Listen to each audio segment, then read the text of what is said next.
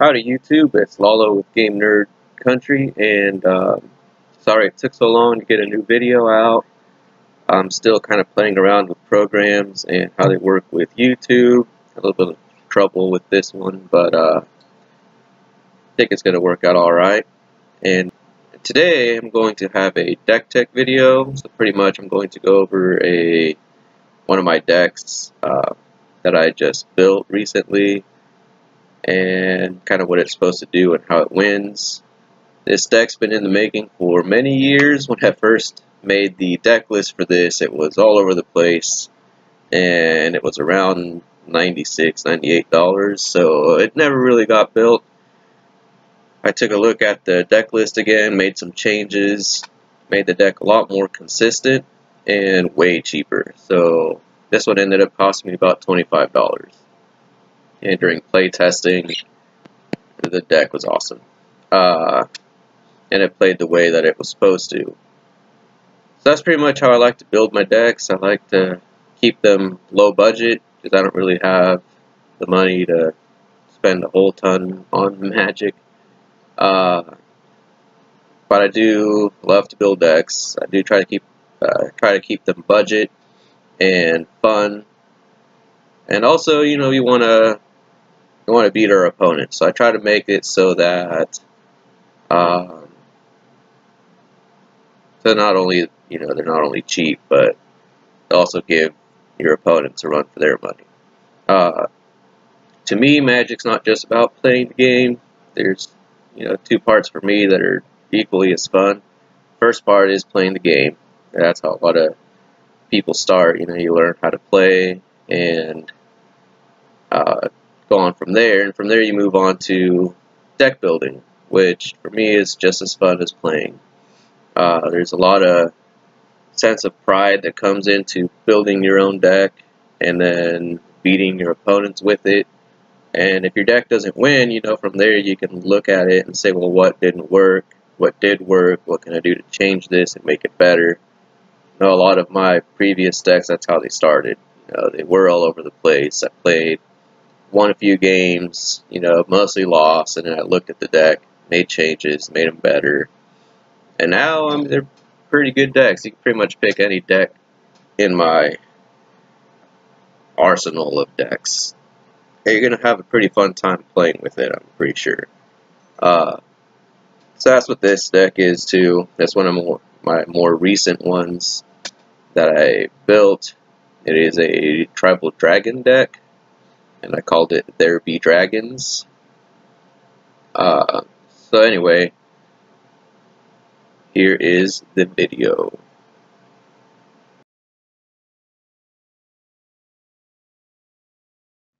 Alright, so the first card we're looking at is Dragon Master Outcast. He is a 1/1 for a red. At the beginning of your upkeep, if you control 6 or more lands, you put a 5/5 red dragon creature token with flying onto the battlefield. By the time you have 6 or more lands, you're going to be playing other things. And if he's still out there when that happens, and that's cool, you get a dragon at each of your upkeeps. But there are other things that you could do with him, and we'll get into that here a little bit later. He's also a good attack deterrent. Something out there in case you don't want to take a whole lot of damage or something, then using the block. But really, you want to save him for later, and you'll see why. Alright, so we're also going to be running a playset of Dragon Egg. It's a 0/2 for 2 in a red. It is a defender, which means that it cannot attack. But when it dies, you put a 2/2 red dragon creature token with flying onto the battlefield, and it has pay a red. This creature gets +1/+0 until end of turn. This is a great attack deterrent because your opponent's not going to want to attack you and then have you block with this, have it die, and you gain a 2/2 dragon creature token with flying. They're not going to want you to have that dragon.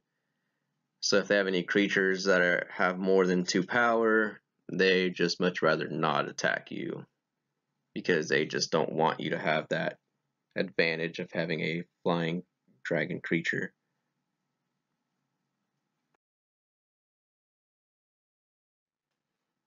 So this card here, we have a playset of as well. Same with the Dragon Egg and the Dragon Master Outcast. This one's Voracious Dragon. It's a 4/4 for 3 and 2 red, so 5 total. It has flying and it has Devour 1. So when this creature enters a battlefield, for every creature that it devours, it gets a +1/+1 counter. And then it also has, when it comes into play, it deals damage to target creature or player equal to twice the number of goblins it devoured. And so this is pretty much here our win condition. This is what we want to have out. And there are plenty of ways to get goblins in this deck. We'll be looking at those cards later. The goblins you definitely want to keep around. You don't really want to attack with them unless you're for sure they're not going to die. Don't really want to block with them either. You want to keep your goblins. The outcasts, you can go ahead and block with those, whatever. They're not really all that special. But definitely keep your goblins, because when this comes out, I think I counted like 28 different goblins if all the cards are played that you can get. And if you were to somehow be able to devour all of those, I just imagine that's going to be the end of the game for your opponent. The Flame Blast Dragon, we only have 3 of, because it's really not that cool. I mean, it's a 5/5 with flying for 4 and 2 red. Whenever it attacks, you may pay X and a red. If you do, it deals X damage to target creature or player. And really, unless you don't have anything else to use your mana, you know, like you don't have anything else to use it on this. And so it deals that damage plus the 5/5 with flying, which can be pretty devastating to your opponent as well. But we only have 3 of those.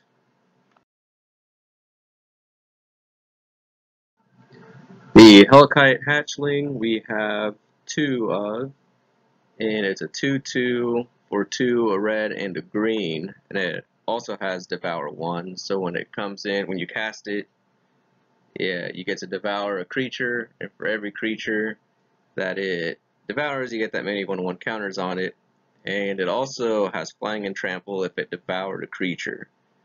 So this is where your Dragon Master Outcasts and even your Dragon Eggs could come into some use if you've gotten this far along in the game and you have Dragon Master Outcasts and Eggs still available. You can devour them with this, which will make this creature stronger. It'll give it flying and trample. And if you do devour your Dragon Eggs, those die, and then you get 2/2 dragon tokens with flying. So that's where the Dragon Eggs come in. So not only are they a good attack deterrent for you, but they can also feed this dragon, and then you get more dragons out of it. So it's kind of a win-win there to save them until Hellkite Hatchling comes out. And finally, for creatures, we have Atarka World Render. We're only playing 1 of her. It's not really like, doesn't really go in with the whole devouring things or whatever. So I only put 1 of her out there just because it would be kind of like a slap in the face to your opponent if she were to come out. 6/4 flying trample, 4/5 a red and a green. And whenever a dragon you control attacks, it gains double strike until end of turn. So I mean that would be pretty cool if you had a big Voracious Dragon or Hellkite Hatchling out, and they get pretty much each attack twice. So like I said, it's just kind of like an extra slap in the face of your opponent, but we don't really need her to come out at all. Pretty much if you have goblins and Voracious Dragon, you should be alright.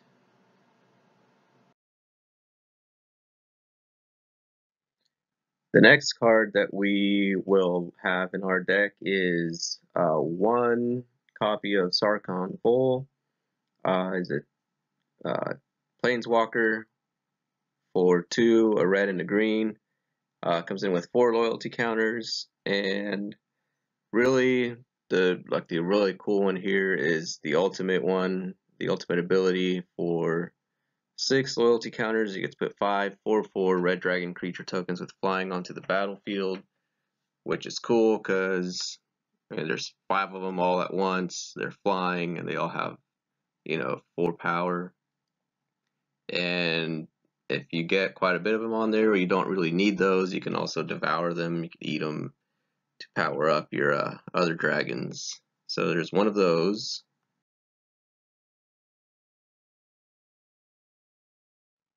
And then there's also one copy of Sarkhan the Dragon Speaker uh, for 3 and 2 red. Comes in with 4 loyalty counters. If you add 1 until end of turn, he becomes a legendary 4/4 red dragon creature with flying, indestructible, and haste. And he doesn't lose his loyalty when he's not a planeswalker. For -3, he deals 4 damage to target creature, which is cool if you need to get rid of something that your opponent has. And then the last one, the ultimate, for 6, you get an emblem with at the beginning of your draw step, draw 2 additional cards, and at the beginning of your end step, discard your hand. Doesn't really sound that cool, but really, with the 5 converted mana cost, by the time you're able to cast him and you get up to 6, you probably will be top decking, so you won't have any cards in your hand. So drawing a card and then drawing 2 more cards, you'll have 3. With all the mana you have out there, you should be able to cast all the cards in your hand, or at least the ones you really want. So by the time you get to your end step, you won't have any cards in your hand, or you'll just discard one that you don't really want or need at that point in time. So really, his first ability and all his abilities on this one are pretty great. So yeah, one copy of him. And the next one is an enchantment. We're going to have 2 of these, and they're Gift of Paradise. For 2 and green, you enchant a land. When it enters the battlefield, you gain 3 life, which is awesome because you can always use that. And the enchanted land has, when you tap it, you add 2 mana of any one color to your mana pool. So that right there is like mana ramp that will get you, that you'll be able to cast your bigger creatures, and also some of your other spells, like for creating goblin tokens that you can devour later. So that's really helpful.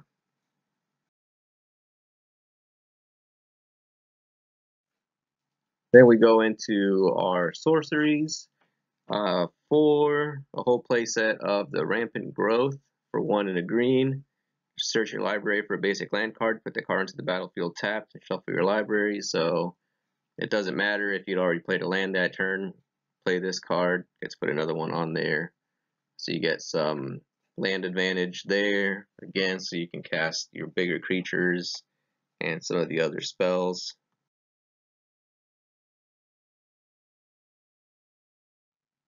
And then we'll also be playing 3 copies of Far Wanderings. It's for 2 and a green. Search your library for a basic land card, put that card into the battlefield tapped, and then shuffle your library. So it's kind of like the Rampant Growth. You get to cheat a land into play, but it also has Threshold. If you have 7 or more cards in your graveyard, you instead search your library for up to 3 basic land cards, put them on the battlefield tapped, and shuffle your library. That shouldn't be too hard to do, because when you devour creatures, or if you use your dragon eggs, if you use your Dragon Master outcasts, then they'll end up in your graveyard anyway, and so that will help you get to your threshold.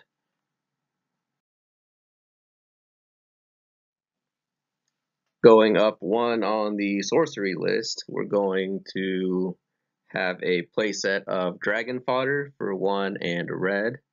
And you play this, you get 2 1/1 red goblin creature tokens onto the battlefield. So right there, with 4 of them, you have a chance to get 8 goblins that you can devour, and that multiplies it by 2 when you devour one, with the Voracious Dragon, so that's a chance there to deal 16 damage. So Dragon Fodder. So we also have Empty the Warrens for 3 in a red. Play it, create 2 1/1 red goblin creature tokens. And it also has Storm, so when you cast this spell, copy it for each spell cast before it this turn. So you can cast basically anything else if you have the mana for it. Cast it before you cast this one, and you get to put 2 more red goblin creature tokens for each spell you cast before this one. So that's a good way to get more goblin tokens out there to devour.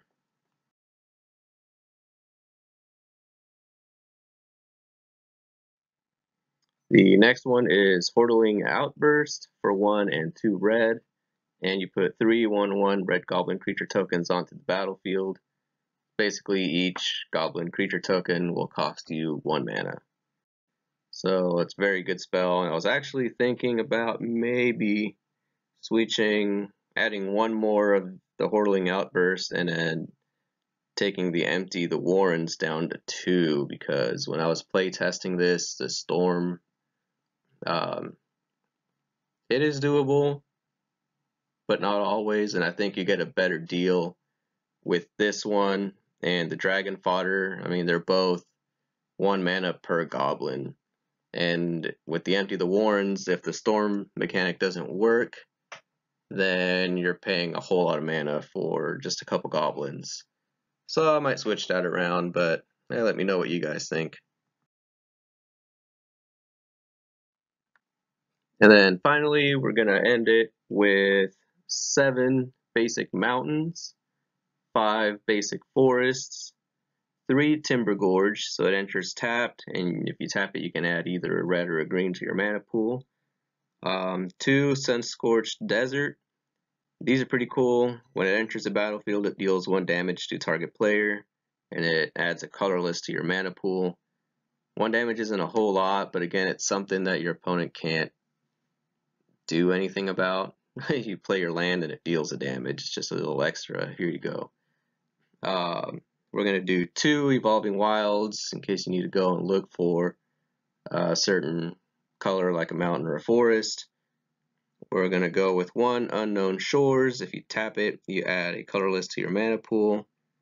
And if you pay 1 and you tap it, you get to add 1 mana of any color to your mana pool. So again, that's some mana fixing right there. And with the Evolving Wilds, it's also a deck thinning, which is pretty cool. You take the Evolving Wilds out, you have to sacrifice it, you get to look for a basic land, so you're taking 2 cards out of your library that are just lands, and that increases your chances of drawing one of the cooler cards. And we're doing 1 Nephalia Academy. If a spell or an ability an opponent controls would cause you to discard a card, instead you can reveal that card and put it on top of your library instead of putting it anywhere else.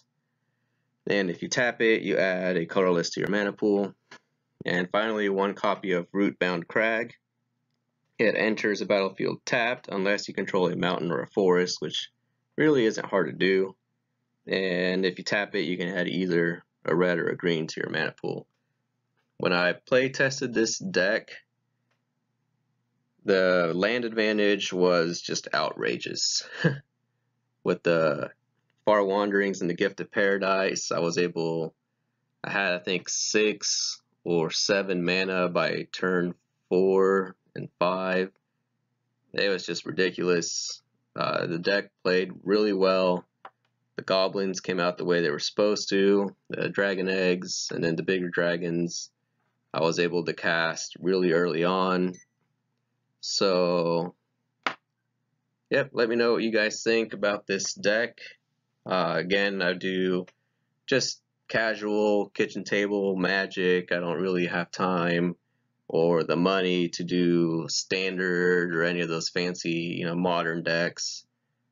They're outrageous amounts of money. I like budget decks that are fun to play, but still have a fairly good chance of winning and dominating your opponents. So let me know what you guys think about this deck. Alright, so I hope that you guys liked my video. Let me know in the comments below what you think, not only of the deck, you know, if you're into Magic, all that kind of stuff. The comments are appreciated. Any suggestions, what you would change or maybe add, take out, all that kind of stuff. And if you're not into Magic and you still watch my video, leave a comment as to what you think of the actual video, like how it was. Do you like it? Not really. Whatever. I mean, anything helps. Also, be sure to leave a like if you liked the video, and if you didn't like it anyways, because that really helps out the channel. Also, be sure to subscribe down below. Not only do I do Magic videos, but my daughter, Awesome Sea Salt, also has some videos down in the playlist, Fun with Awesome Sea Salt. And I'll also have other kinds of videos that are not Magic related. The bulk of it will be Magic. There'll be some gameplay videos. Hopefully I'll be working on one of those soon that features this There Be Dragons deck. We'll see how that goes. But yeah, eventually we'll have other kind of videos too that are not Magic. So be sure to subscribe. That way when they do pop up, you'll know about it. And maybe that'll be something that you are into. And I will catch you guys next time. Bye. Oh yeah, and also be sure to check out my friend Ashley J's YouTube channel. She's got one video out so far that I know of. It's called The World of Red. It's the channel's name. And you'll find it in one of the links somewhere down here. And she wrote her own song. She writes a lot of her own songs, but she wrote one and drives around and sings along to it. So if you like singing videos, music videos, make sure to check it out.